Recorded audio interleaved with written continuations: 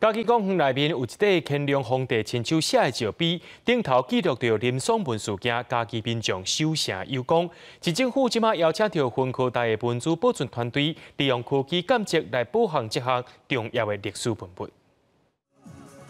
云林科技大学教授甲嘉义市政府建设处人员，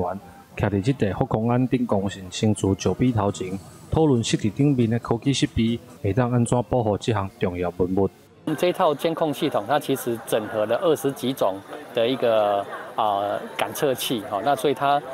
也是第一套用在室外的一个监测系统。伫嘉义公园内底，除了清朝福公安的石碑，阁有其他的文物，但是因为拢放伫室外，受天气环境影响，可能会造成损害。研究团队表示，除了监测环境，嘛要思考透过一寡事实来保护文物。包括我们有丙午赈灾济公碑，